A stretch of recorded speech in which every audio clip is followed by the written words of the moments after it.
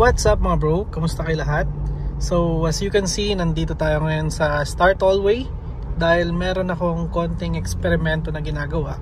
I am actually trying to compute manually yung ating fuel consumption, kung gaano nga ba siya kalapit dito sa pinapakita ng ating instrument cluster na 12.9 kilometers per liter versus dun sa magiging actual.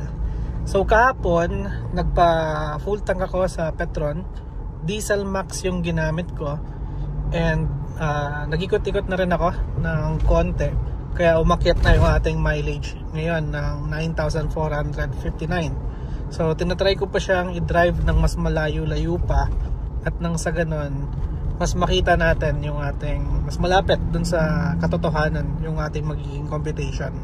Share ko na rin pala mga bro kung bakit diesel max yung gamit ko instead na turbo diesel. So 2 months ago nung nalibas natin itong ating Fortuner, turbo diesel talaga yung kanyang original fuel, and then later part na lang ako nag-convert sa diesel max. Nakita kong difference from 12.4 kilometers per liter sa turbo diesel, naging 12.9 kilometers per liter na siya pagdating sa diesel max. Pagdating naman sa power or yung hatak ng makina, para sa akin, walang significant na difference yung turbo diesel versus diesel max. Yun ay personal opinion ko lamang based sa aking experience sa turbo diesel at diesel max. Pakilagay mo naman sa comment section kung ano yung experience mo. Going back sa manual computation ng ating fuel consumption, combination ito ng 80% long drive at 20% city driving.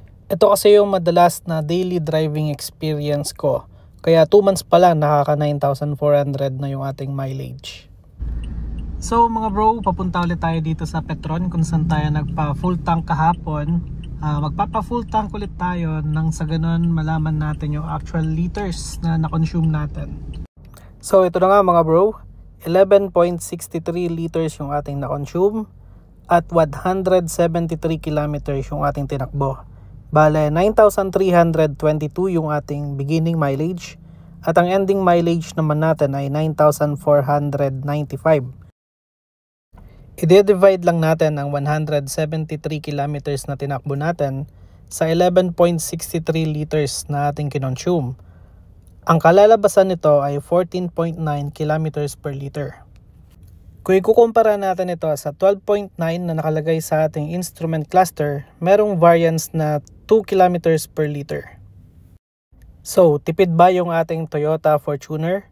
Para sa akin, ang 14.9 kilometers per liter ay nasa reasonable range para sa ganitong sasakyan. Idagdag pa natin na maraming factors na nakakaapekto sa actual fuel consumption ng ating sasakyan. Magkakaiba kasi tayo ng driving habit, at the same time, magkakaiba rin tayo ng klase ng fuel na kinakarga.